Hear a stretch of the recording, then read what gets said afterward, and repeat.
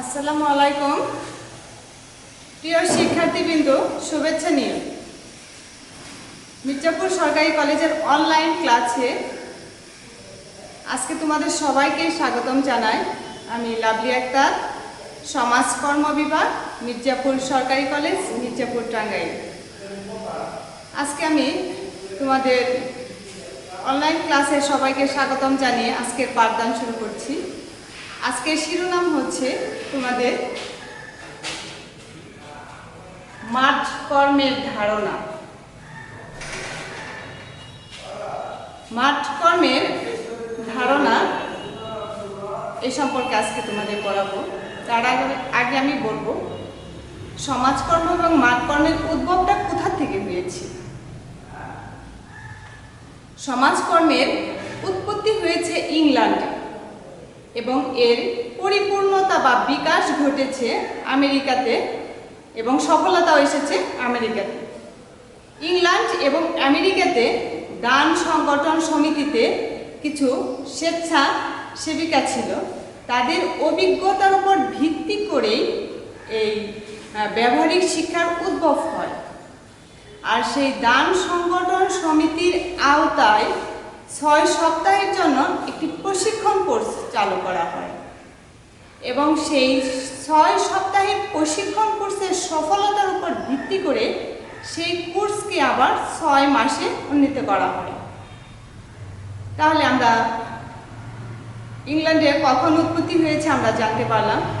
আমাদের বাংলাদেশে হয়েছে 1953 সালে। পাকিস্তান আমলে আমাদের বাংলাদেশের সমাজকর্মের সূচনা হয় এবং 1953 সালে ঢাকায় কায়েততুলিতে 3 মাস ব্যাপী একটি প্রশিক্ষণ কোর্সের আয়োজন করা হয় এবং সেই 3 মাসের প্রশিক্ষণ কোর্সের সফলতার উপর ভিত্তি করে সেই কোর্সকে আবার 9 মাসের কোর্সে আয়োজন করা হয় যাতে কর্মীদের দক্ষতা বৃদ্ধির জন্য। 1964 সালে ঢাকা বিশ্ববিদ্যালয়ের অধীনে স্নাতক সম্মান সহ 3 বছর মেয়াদী সমাজকর্ম কোর্স চালু করা হয়। তারপর থেকেই অনার্স এবং মাস্টার্স পর্যায়ে এই ব্যবহারিক শিক্ষার কার্যক্রমকে বাস্তবায়ন করা হয়। তাহলে সমাজকর্মের উদ্ভব হয়েছে এবং তারপর থেকেই এই মাঠকর্মের বাস্তবায়ন শুরু হয়, এটা আমরা জানতে পারলাম। এখন তোমাদের পড়াবো মাঠ কর্মের ধারণা, সে প্রসঙ্গে বলবো মাঠ কর্ম কি। পুঁথিগত বিদ্যার মাধ্যমে অর্জিত জ্ঞানকে বাস্তব বা ব্যবহারিক ক্ষেত্রে প্রয়োগ করার জন্য যে প্রশিক্ষণ গ্রহণ করা হয় তাই হচ্ছে মাঠ কর্ম। আমি আবার বলি, একটু খেয়াল করো। পুঁথিগত বিদ্যার মাধ্যমে অর্জিত জ্ঞানকে বাস্তব বা ব্যবহারিক ক্ষেত্রে প্রয়োগ করার জন্য যে প্রশিক্ষণ গ্রহণ করা হয় তাই হচ্ছে মাঠ কর্ম। যদি আরো সহজ আরেকটু ছোট করে বলা যায়, তাত্ত্বিক জ্ঞানকে বাস্তব ক্ষেত্রে প্রয়োগ করাই হচ্ছে মাঠ কর্ম। আমি একটু লিখে দিচ্ছি।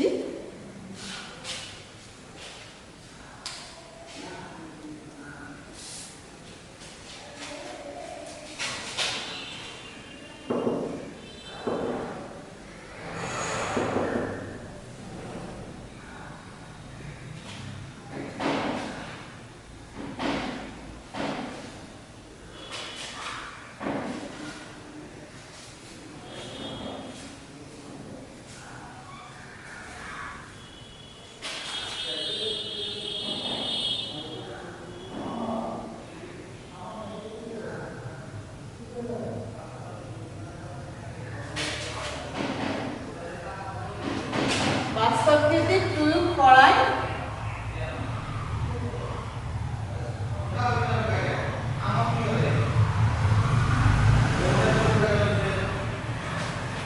আমি বলেছি যে তাত্ত্বিক জ্ঞানকে বাস্তব ক্ষেত্রে প্রয়োগ করাই হচ্ছে মাঠকর্ম বা তাত্ত্বিক জ্ঞানের ব্যবহারিক প্রয়োগই হচ্ছে মাঠকর্ম। এখন যেহেতু আমরা জানলাম যে তাত্ত্বিক জ্ঞানকে বাস্তব ক্ষেত্রে প্রয়োগ করাই হচ্ছে মাঠকর্ম, তাত্ত্বিক জ্ঞান তাহলে তো সেটা বাস্তব ক্ষেত্রে প্রয়োগ করতে হবে, তাই না?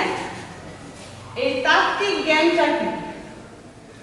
তাত্ত্বিক জ্ঞান হচ্ছে সমাজকর্মের দুটি অংশ, একটি হচ্ছে তাত্ত্বিক জ্ঞান এবং অপরটি হচ্ছে ব্যবহারিক শিক্ষা বা জ্ঞান। তাহলে পুঁথিগত বিদ্যার মাধ্যমে বা শ্রেণীকক্ষে বসে এবং বই পুস্তক পড়ে যে জ্ঞান অর্জন করা হয় সেটাই হচ্ছে তাত্ত্বিক জ্ঞান। আবারও বলি, শ্রেণীকক্ষে বসে বা বই পড়ে যে জ্ঞান অর্জন করা হয় সেটাই হচ্ছে তাত্ত্বিক জ্ঞান। আর এই তাত্ত্বিক জ্ঞানকে বাস্তবে প্রয়োগ করাই হচ্ছে ব্যবহারিক শিক্ষা বা মাঠকর্ম।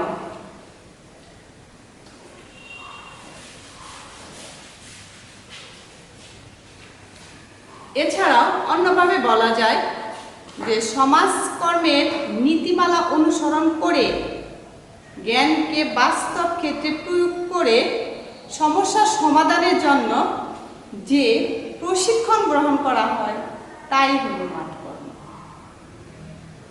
তাহলে মাঠকর্ম কি এটা আমরা জানলাম। এখন এই মাঠকর্ম কিন্তু দুই ধরনের, লিখে দিচ্ছি।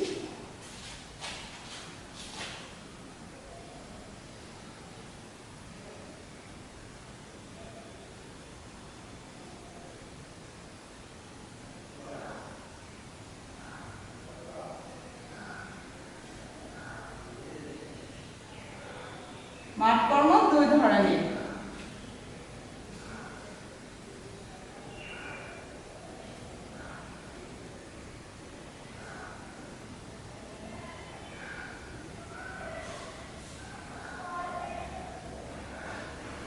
এক নম্বর হচ্ছে নির্দিষ্ট মাঠকর্ম, দুই নম্বর হচ্ছে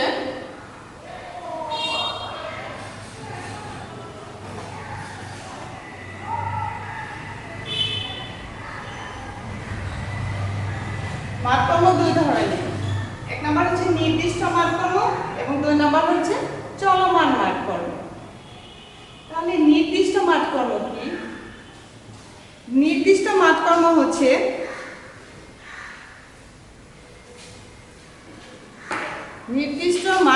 হচ্ছে শিক্ষার্থীরা যখন কোনো একটি নির্দিষ্ট সংস্থায় দুইজন তত্ত্বাবধায়কের অধীনে মাঠকর্ম সম্পূর্ণ করার জন্য সংস্থাপিত হয় তখন তাকে বলা হয় নির্দিষ্ট মাঠকর্ম।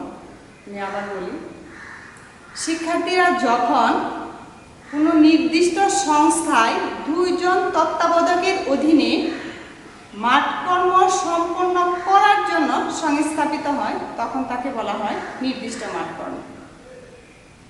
আর আমাদের দেশে সাধারণত এই নির্দিষ্ট মাঠকর্ম প্রচলন আছে।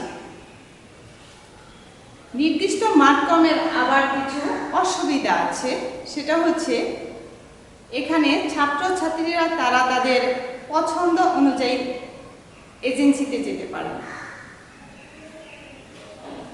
এখন আসি আমরা চলমান মাঠকর্ম। চলমান মাঠকর্ম হলো শিক্ষার্থীরা কোনো একটি নির্দিষ্ট কোর্স সম্পন্ন করার জন্য ওই কোর্সের সাথে মিল রেখে যে সংস্থায় তাদেরকে মাঠকর্মের জন্য প্রেরণ করা হয় তাই হচ্ছে চলমান মাঠকর্ম। আমি আবার বলি, শিক্ষার্থীরা বা ছাত্রছাত্রীদের যখন কোনো একটি নির্দিষ্ট বিষয় সম্পন্ন করার জন্য বা কোর্স সম্পন্ন করার জন্য ওই কোর্সের সাথে মিল রেখে যে সংস্থায় প্রেরণ করা হয় তাই হচ্ছে চলমান মাঠকর্ম। যেমন উদাহরণস্বরূপ বলা যায়, কেউ যদি অপরাধ সংশোধন কোর্স সম্পন্ন করতে চায় তাহলে তাকে অপরাধ সংশোধন কেন্দ্রে মাঠকর্মের জন্য যেতে হবে। আবার কেউ যদি মনস্তাত্ত্বিক কোর্স সম্পন্ন করতে চায় তাহলে তাকে মনস্তাত্ত্বিক কেন্দ্রে মাঠকর্মের জন্য যেতে হবে। এই চলমান মাঠকর্ম আমাদের দেশে সাধারণত প্রচলন নেই।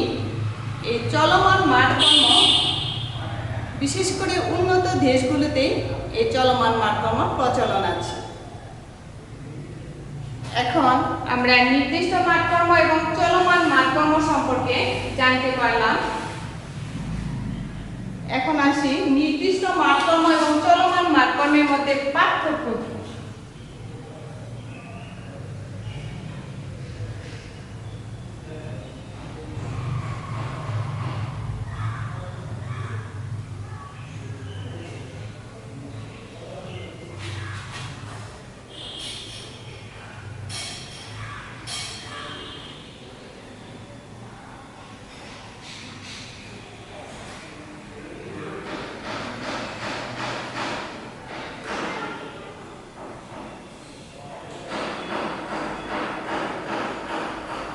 নির্দিষ্ট মাঠকর্ম এবং চলমান মাঠকর্মের মধ্যে কি কি পার্থক্য আছে সেই পার্থক্যগুলো আমরা একটু জেনে নিই। 1 নম্বর পার্থক্য হলো তাত্ত্বিক জ্ঞানকে নির্দিষ্ট মাঠকর্ম এবং চলমান মাঠকর্মের মধ্যে যে পার্থক্যগুলো সেই পার্থক্যগুলো হচ্ছে নির্দিষ্ট মাঠকর্মে ছাত্রছাত্রীদের এজেন্সি বিভাগ থেকে ঠিক করে এবং চলমান মাঠকর্মে ছাত্রছাত্রীদের কোর্সের সাথে মিল রেখে তাদের সংস্থাকে নির্ধারণ করা হয়। 2 নম্বর পার্থক্য হচ্ছে এই নির্দিষ্ট মাঠকর্মে 5 থেকে 6 জন ছাত্রছাত্রীকে একটি গ্রুপ করে তাদের একটি সংস্থায় পাঠানো হয়, আর চলমান মাঠকর্মে তাদের কোর্সের সাথে মিল রেখে একসাথে সবাইকে একটি সংস্থা বা এজেন্সিতে পাঠানো হয়। নির্দিষ্ট মাঠকর্মে অনার্স এবং মাস্টার্স পর্যায়ে তাদের এই মাঠকর্ম বাধ্যতামূলক, কিন্তু চলমান মাঠকর্মে এই মাঠকর্ম বা ব্যবহারিক শিক্ষা তাদের বাধ্যতামূলক নয়। নির্দিষ্ট মাঠকর্মে এই তাদের এজেন্সি সমাজকর্ম বিভাগ থেকেই ঠিক করে রাখা হয়, কিন্তু চলমান মাঠকর্ম তাদের কোর্সের উপর নির্ভর করে তাদের এজেন্সি বা সংস্থা ঠিক করা হয়। নির্দিষ্ট মাঠকর্মের একটা নির্দিষ্ট কর্মদিবস আছে, সেই নির্দিষ্ট কর্মদিবস হচ্ছে 60 কর্মদিবস, আর চলমান মাঠকর্মের কোনো নির্দিষ্ট কর্মদিবস নেই, সেটা তাদের কোর্সের উপর ভিত্তি করে তাদের সময় লাগে। তাহলে আমরা দেখলাম নির্দিষ্ট মাঠকর্ম এবং চলমান মাঠকর্মের মধ্যে পার্থক্য অনেক দিক থেকে পেলাম। যদিও তাদের মধ্যে পার্থক্য থাকে, তবু নির্দিষ্ট মাঠকর্ম এবং চলমান মাঠকর্ম উভয়ের মধ্যে যথেষ্ট মিল রয়েছে। সেটা কোন দিক থেকে মিল রয়েছে? যে তাত্ত্বিক জ্ঞানকে বাস্তবে প্রয়োগ করাই হচ্ছে নির্দিষ্ট মাঠকর্ম এবং চলমান মাঠকর্মের উভয়ের উদ্দেশ্য। তাহলে আমরা নির্দিষ্ট মাঠকর্ম এবং চলমান মাঠকর্মের পার্থক্য পেলাম। এখন আসি মাঠকর্মের উদ্দেশ্য।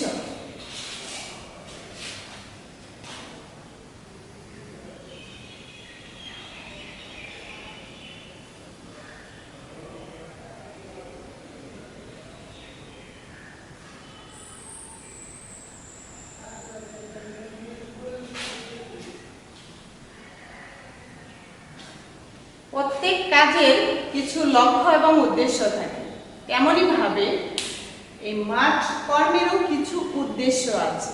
সেই উদ্দেশ্যগুলো কি আমরা একটু জেনে নিই। 1 নম্বর উদ্দেশ্য হচ্ছে তাত্ত্বিক জ্ঞানকে দক্ষতায় পরিণত করা।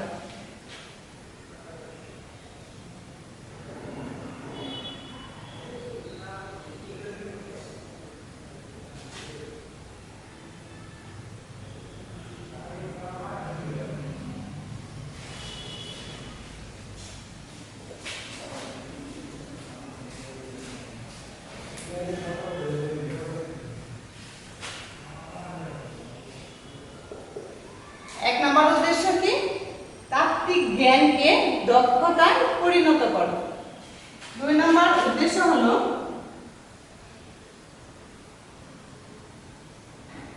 ব্যক্তি, দল, সমষ্টি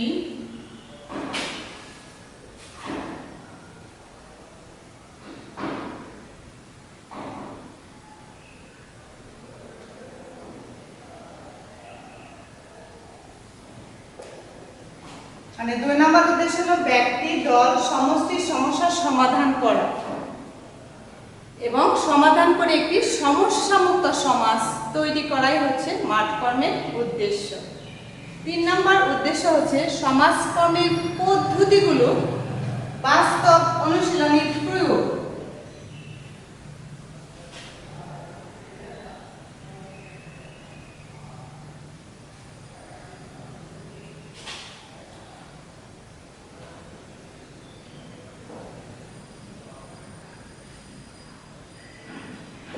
সমাজকর্ম পদ্ধতিগুলোর বাস্তব অনুশীলনে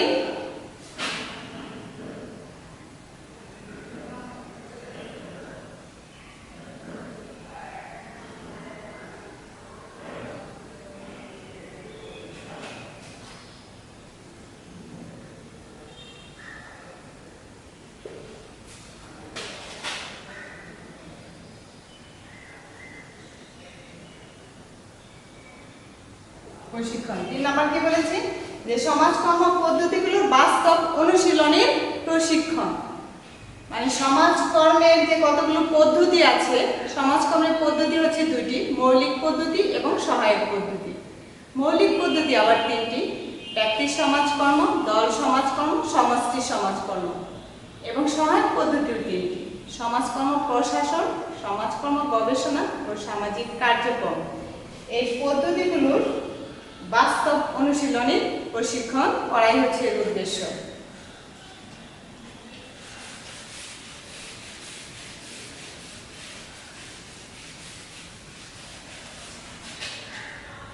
চার নাম্বার হচ্ছে বিচিত্র পরিবেশে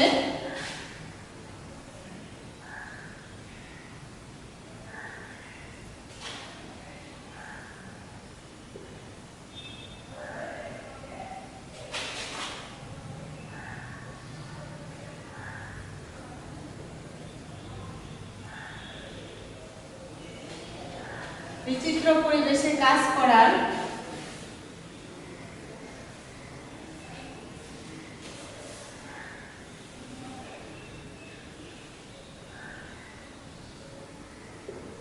বিচিত্র পরিবেশে কাজ করার অভিজ্ঞতা অর্জন।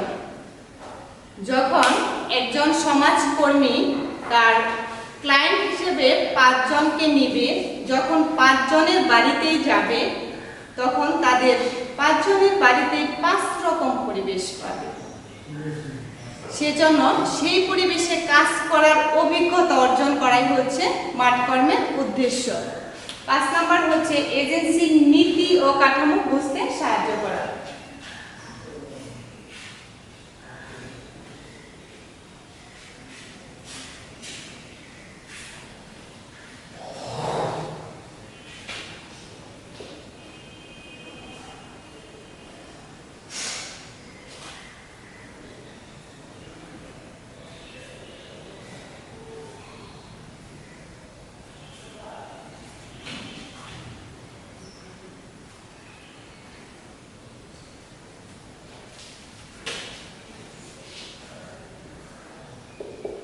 পাঁচ নাম্বার হচ্ছে এজেন্সির নীতি ও কাঠামো বুঝতে সাহায্য করা।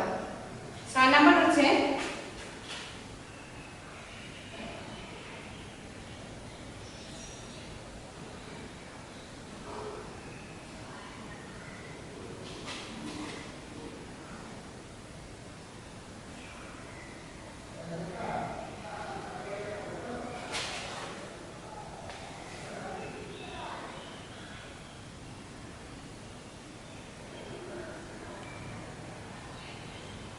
প্রশাসনিক বিধিমালা ও প্রশাসনিক নীতিমালার সঙ্গে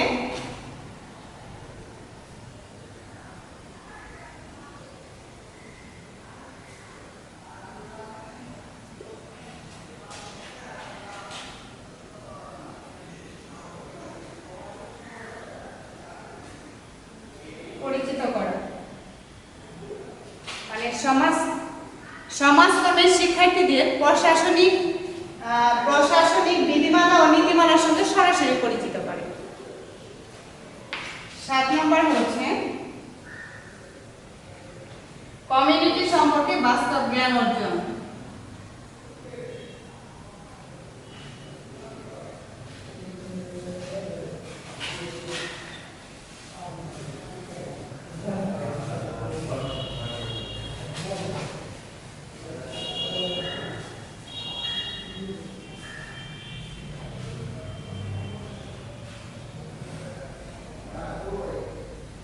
কমিউনিটি সম্পর্কে বাস্তব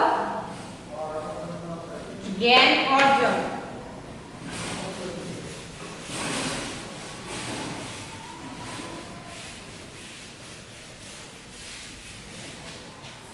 8 নম্বর হচ্ছে রেকর্ডিং বিষয়ে বাস্তব প্রক্রিয়া।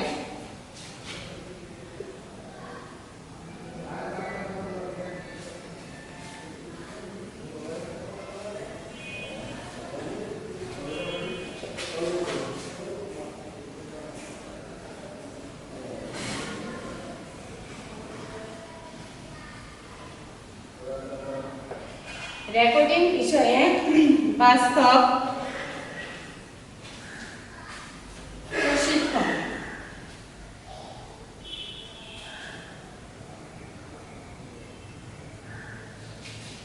রেকর্ডিং বিষয় বাস্তব প্রশিক্ষণ। এখন রেকর্ডিং কি? মাঠকর্মে রেকর্ডিং হচ্ছে মেন। একজন সমাজকর্মী যখন কোনো সংস্থায় যাবে, সেখানে তার ভূমিকা কি, সে সেখানে কতটুকু সময় ব্যয় করেছে এবং সেখান থেকে সে কি অর্জন করেছে এবং কতটুকু সময় কাজ করেছে, কখন ফিরেছে, এ টু জেড সব একটি রেজিস্ট্রি খাতায় লিখতে হবে। যে রেজিস্ট্রি খাতায় যে লিখবে, নোট করবে, সেটাই হচ্ছে এই রেকর্ড।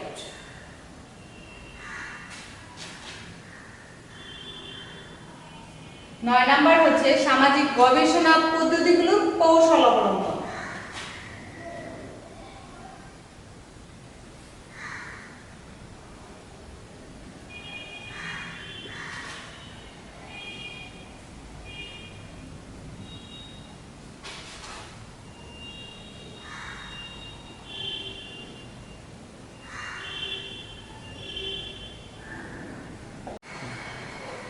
সামাজিক গবেষণা পদ্ধতিগুলোর বিভিন্ন কৌশল প্রয়োগের প্রশিক্ষণ।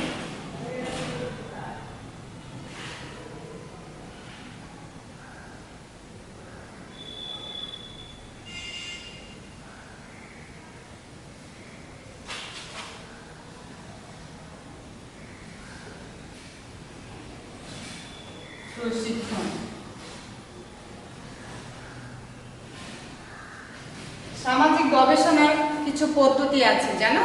সেই পদ্ধতিগুলো কি কি?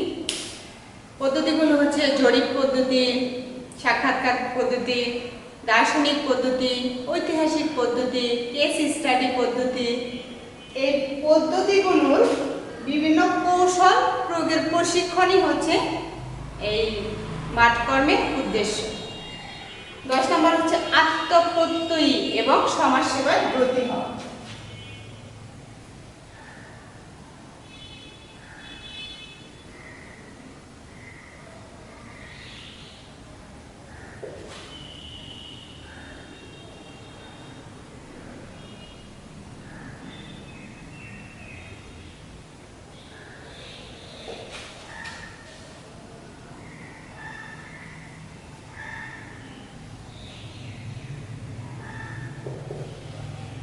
দশ নম্বর হচ্ছে আত্মপ্রত্যয়ী হিসাবে তাকে গড়ে তোলা হচ্ছে সমাজকর্মের উদ্দেশ্য।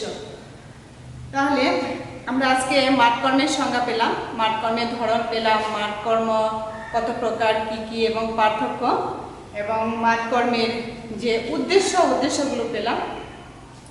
তোমরা বাসায় এগুলো আবার ভালো করে দেখো, আবার দেখা হবে সেই প্রত্যাশায় শেষ করছি। আল্লাহ হাফেজ।